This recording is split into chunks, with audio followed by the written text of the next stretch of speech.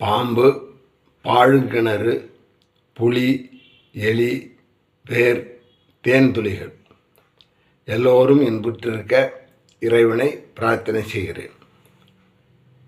நான் பார்த்து படித்து கேட்டு மகிழ்ந்து ரசித்து எல்லோரிடமும் சொல்லிக்கொண்டிருக்கின்ற ஒரு கதை.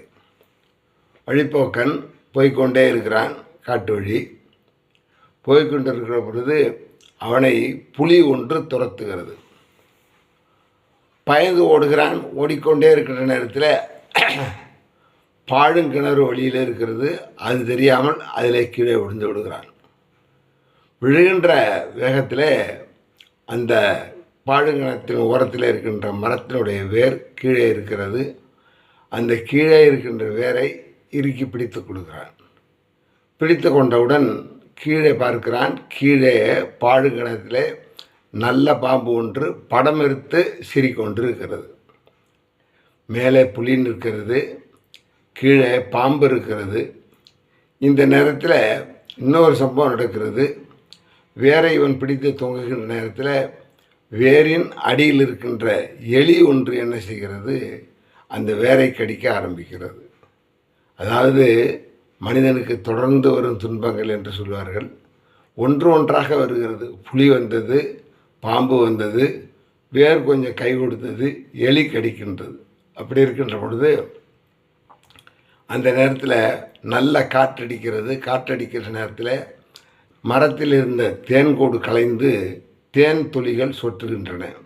சொட்டுகின்ற பொழுது அந்த தேனானது இவனை எறியாமலே என்ன செய்கிறது, அந்த வாயிலே வந்து அவனுடைய வாயிலே வந்து விடுகிறது. வாயிலே விழுந்து விடுகின்ற நேரத்தில் அவனுக்கு புலி தெரியவில்லை, பாழுங்கிணறு தெரியவில்லை, பாம்பு தெரியவில்லை, வேற எலி கடிப்பதும் தெரியவில்லை. அந்த நேரத்தில் அவன் மிகவும் அந்த ஒரு துளி நேரம் மகிழ்ச்சியாக இருக்கிறான். இப்படித்தான் உலக வாழ்க்கை. தொடர்ந்து வரும் துன்பங்கள் எப்பொழுது தாயின் வயிற்றிலிருந்து இந்த மண்ணை தொட்டோமோ அப்பொழுதே நம்மளுடைய பாவம், புண்ணியம், கர்மா, அதாவது விதியை நம்பி என்ன செய்கிறது, உந்தி தள்ளுகிறது. நீ இந்த உலகத்தில் வாழ வேண்டும் என்று சொல்லி நம்ம என்ன செய்கிறது, உருவாக்கி விடுகிறது.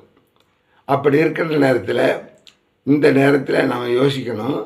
புலி வருது ஒரு அபாயம், அதே மாதிரி பாம்பு கிடக்கிறது ஒரு அபாயம், எலி வேரை கடித்த இது இழுக்கின்ற நேரத்தில் அது ஒரு விபத்து. அந்த மாதிரி நேரத்தில் அவனுக்கு என்ன செய்கிறது, இறைவா என்று சொல்லி கூப்பிடுகின்ற பொழுது இறைவனுடைய துணை வந்து அவனுக்கு என்ன செய்கிறது, தொண்டு நிற்கிறது. அப்பொழுது அந்த இறை சிந்தனை, இறை வழிபாடுங்கிறது என்னென்னு அப்படின்னு சொன்னால், அவ்வளவு துன்பமான ஒரு சூழ்நிலையிலும் புலி, பாழுங்கிணறு, பாம்பு, எலி இவைகளெல்லாம் தொல்லை கொடுத்தாலும் கூட அந்த இறைவன் நாமத்தை, இறைவனுடைய எண்ணத்தை உச்சரிக்கின்ற பொழுது அது தேன் துளியாக அவனுடைய வாயிலே விழுகிறது. இதுதான் மனித வாழ்க்கை, உலக வாழ்க்கை இப்படித்தான். இதையெல்லாம் பார்த்து நாம் என்ன செய்ய வேண்டும், மனதை தேற்றிக்கொள்ள வேண்டும். ஒரு மனிதன் பாவமும் புண்ணியமும் சமமாக இருக்கின்ற ஒரு நிலையில் வாழ ஆரம்பித்து விட்டான். அவனுக்கு என்ன கிடையாது, இந்த உலகத்திலே வாழ்வதற்கு இடம் கிடையாது, நேரம் கிடையாது, அவனுடைய விதியும் இடம் கொடுக்காது. அதனால் எல்லாரும் என்ன செய்ய வேண்டும், பாவ புண்ணியங்களை, கர்மாவை, விதியை அனுபவித்துத்தான் ஆக வேண்டும். அப்படி இருக்கிற நேரத்தில் எப்படி ஏன் அப்புறம் இறை வழிபாடு செய்யணும் அப்படின்னு நான் சொல்கிறோம். இறை வழிபாடு செய்கிற நேரத்தில் துன்பத்தை தாங்கிக் கொள்ளக்கூடிய மன வலிமையும் உடல் வலியையும் இறைவன் நமக்கு பக்கத்திலே இருந்து துணை செய்கின்றான். துணையாக வருவான், தூணாக இருப்பான். நமக்கு துன்பங்களை தாங்கிக் கொள்ளக்கூடிய சக்தியையும் நமக்கு அவன் தருவான். அதனால தான் இறை வழிபாடு. எந்த அடியார் பெருமக்கள் எடுத்துக்கொண்டாலும், யாரெல்லாம் மகான்கள், மகாத்மாக்கள் என்று சொன்னாலும் கூட அவர்கள் எல்லாமே அவர்கள் தங்களுடைய வாழ்க்கையில் துன்பம் இல்லாமல் வாழ்ந்தது கிடையவே கிடையாது. அப்பர் பெருமான், திருநாவுக்கரசர் அவர் என்ன செய்கிறார்கள், சுண்ணாம்பு அறையில், அதாவது சுண்ணாம்பு நீட்டு அறை என்று சொல்வார்கள், சுண்ணாம்பு காலவாய், அந்த காலவாயிலை வைத்து மூடி விடுகிறார்கள். ஒரு வாரம் இருந்தார்.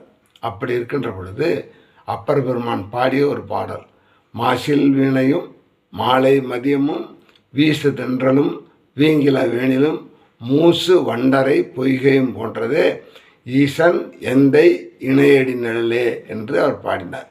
மாசில் வீணையும் மாலை மதியமும், அதாவது வீணை இசை, அதே நேரத்தில் சாயங்காலத்தில் வீசுகின்ற தென்றல், மாசில் வீணையும் மாலை மதியமும் வீசு தென்றலும் வீங்கிழ வேணிலும், அதாவது மிகவும் அற்புதமான வசந்த காலம்.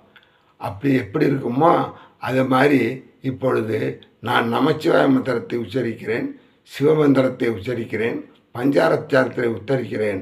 அதனால் எனக்கு வருகின்ற துன்பத்தை தாங்கிக் கொண்ட ஆற்றலை, சக்தியை இறைவன் எனக்கு தருவான் என்று சொல்லி அப்பர் பெருமான் பாடுகிறார். அதே மாதிரி ஒரு அருமையான பாட்டு, ரொம்ப ரசித்து பார்க்க வேண்டிய பாட்டு. கண்ணதாசன் எழுதினார், கவலை இல்லாத ஒரு மனிதன் அப்படின்னு ஒரு படம் எடுத்தார். அந்த படம் எடுத்ததுலேருந்து அவருக்கு கவலை வந்துடுச்சு. அதே மாதிரி சந்திரபாபு என்று ஒரு சிரிப்பு நடிகர் இருந்தார். அவர் பார்க்கின்ற பொழுதே அருமையான நடிகர், சிரிப்பு தானாக வரும். அந்த அளவிற்கு ஒரு நல்ல நகைச்சுவை நடிகர். அவர் ஒரு பாட்டு பாடினார், பிறக்கும் போதும் இறக்கின்றாய், பிறக்கும் போதும் அழுகின்றாய், இறக்கும் போதும் அழுகின்றாய், ஒரு நாளும் ஒரு பொழுதேனும் சிரிக்க மறைந்தாய் மானிடமே. நீ ஒரு நாள் கூட என்ன செய்யலை, சிரிக்க மறந்துட்ட, எந்த ஒரு நாளும் சிரிக்கவே இல்லை என்று அந்த பாடல் பாடுகிறார். அதனால் மனிதனுடைய வாழ்க்கை, கருவிலிருந்து நம்மளுடைய வாழ்க்கை கீழே அம்மா வயிற்றிலிருந்து வெளியே வந்த பிற்பாடு நம்முடைய விதியை, கர்மாவை நாம் கழித்துத்தான் ஆக வேண்டும். இதில் எந்த விதமான மாற்றங்களும் கிடையவே கிடையாது.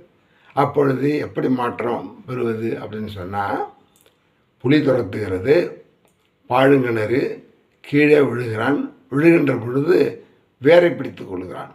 வேரை பிடித்து கொள்கிற நேரத்தில் அந்த வேர் எப்படி வந்தது அப்படின்னு சொன்னால், அந்த இறை சிந்தனை, இறைவனுடைய அனுக்கிரகம், இறைவன் துணையாக இருந்த காரணத்தால் அந்த வேர் அவனுக்கு கையில் கிடைக்கிறது. வேர் கிடைக்கிற நேரத்தில் திரும்ப அந்த அசைவில் என்ன செய்கிறது, எலி கிடைக்கிறது, மீண்டும் துன்பம் வருகிறது. மனிதனே, உனக்கு இன்பமும் துன்பமும் மாறி மாறி வரும். இது இயற்கை நீதி, மாற்றவே முடியாது.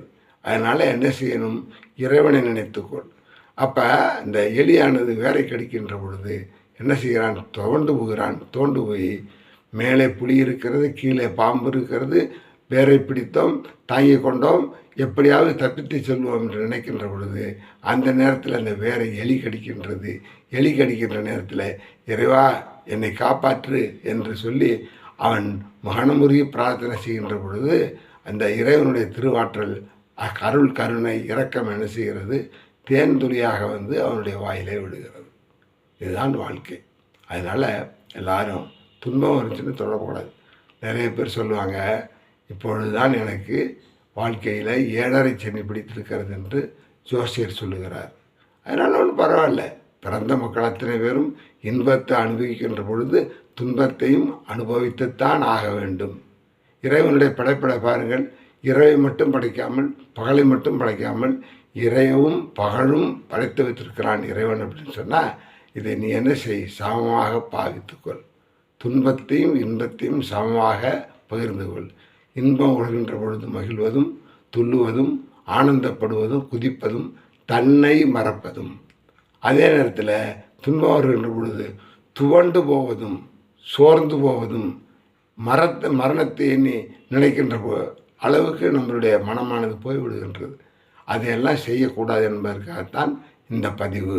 அதனால தான் நல்ல ஒரு அருமையான கதை, பஞ்சதந்திர கதை என்று நினைக்கிறேன். நாங்கள்லாம் சின்ன பிள்ளைகளை கேட்டு படித்து மகிழ்ந்தபாடு, அடியன் மேடைகளுக்கு வந்த பிற்பாடு அடிக்கடி மற்றவர்களுக்கு இந்த கதையை சொல்லி மகிழ வைத்த கதை. அதனால் இந்த கதை அருமையான கதை. அதாவது வழிப்போக்கன், பாழுங்கிணறு, புலி துரத்துகிறது, கீழே கிணற்றில் விழுகிறான், வேரை பிடித்து விழுகிறான், கீழே பாம்பு இருக்கிறது, மேலே புலி இருக்கிறது. அப்படி இருக்கின்ற பொழுது இறைவா என்னை காப்பாற்று என்று சொல்லுகின்ற பொழுது தோன்றா துணை இருப்பான் என்று இறைவனை சொல்வார்கள். அதே மாதிரி இறைவன் என்ன செய்கிறான், தேன்துளியாக வருகிறான், நாக்கிலே விழுகிறான், தன்னை மறந்து, தன் கவலைகளெல்லாம் மறந்து, எல்லாவற்றையும் மறந்து மிகவும் சந்தோஷமாக இருக்கின்ற பொழுது இறைவன் நமக்கு அனுகிரகிக்கிறான் என்பதை நாம் தெரிந்து கொள்ள வேண்டும். அதனால தான் பிறக்கிற நேரத்திலே அழுகிறோம், இறக்கிற நேரத்திலே அழுகிறோம். நம்ம மட்டும் கிடையாது, நம்மை சுற்றி இருப்பவர்களையும் நாம் என்ன செய்கிறோம், அழ வைக்கிறோம். அதனால் இறை சிந்தனையை வளர்த்து கொள்ள வேண்டும். அதனால தான் அப்பர் பெருமான் என்ன செஞ்சார், என்னைய சுண்ணாம்பு காலவாயிலிட்டாலும், அதாவது சுண்ணாம்பு எடுத்து கையில் லேசாக தடவினாவே என்ன செய்யும், பொத்து போய்விடும், புண்ணு உண்டாகிவிடும். அதே நேரத்தில் அந்த உடலை ஒரு காலவாயில், சுண்ணாம்பு காலவாயில் கடத்தி என்ன செய்தார்கள், மூடி வைத்தார்கள் என்று சொன்னால் அது எந்த அளவிற்கு, அதாவது உடம்பெல்லாம் பொத்து பொத்து பொத்து உடம்பே இல்லாமல் சல்லடையாக போய்விடும். ஆனால் அந்த நேரத்திலும் அப்பர் பெருமான் என்ன செய்தார், அது மிகவும் விடாது இந்த அதாவது பஞ்ச மந்திரத்தை, அதாவது பஞ்சாட்சரத்தை என்ன செய்தார், நமச்சிவாய வாழ்க அப்படிங்கிற மந்திரத்தை என்ன செய்தார் சொன்னார். மாசில் வீணையும் மாலை மதியமும் வீசு தென்றலும் வீங்கில வேணிலும் மூசு வண்டரை பொய்கையும் போன்றதே ஈசன் எந்தை இணையடி நிழலே என்பது அருமையான பாடல், அற்புதமான பாடல். அதனால் கவலை வருது, கஷ்டம் வருது, தொடர்ந்து வருது, தொடர்ந்து வந்து கொண்டே இருக்கிறது என்றால் நிற்க வேண்டாம். அப்பொழுது இறைவன் என்ன செய்வான், நமக்கு துணையாக இருந்து வழி நடத்தி நம்ம என்ன செய்வான், உற்சாகப்படுத்தி துன்பம் வருகின்ற பொழுது அதை தாங்கிக் கொண்டிருக்கின்ற ஒரு மனநிலையையும் உடல் வலிமையும் நமக்கு தருவான் என்பதை இந்த பதிவின் மூலமாக நாம் சொல்லிக்கொள்கிறோம். அருமையான பாடல், அருமையான கதை. மாசில் வீணையும் அருமையான பாடல். அதே மாதிரி புலி, பாழுங்கிணறு, பாம்பு, எலி, தேன்துளி, இது ஒரு அருமையான கதை. எல்லாம் மற்றவர்களுக்கு நாம் சொல்லி நாமும் மகிழ்ந்து மற்றவர்களை மகிழ்விப்போம். இறையாற்றல், இறை அருணை, இறை கருணை எல்லாம் நமக்கு உதவியாக இருக்கும் என்பதை மறந்துவிட வேண்டாம். துன்பங்களிலிருந்து விடுபட வேண்டும் என்று சொல்கின்ற நேரத்தில் இறைவன் ஆற்றல், இறைவனுடைய கருணை இல்லாமல் நம்மால் விட முடியாது என்பது இந்த பதிவின் நோக்கம். எல்லோரும் இன்புற்றிருக்க இறைவனை பிரார்த்தனை செய்கின்றேன்.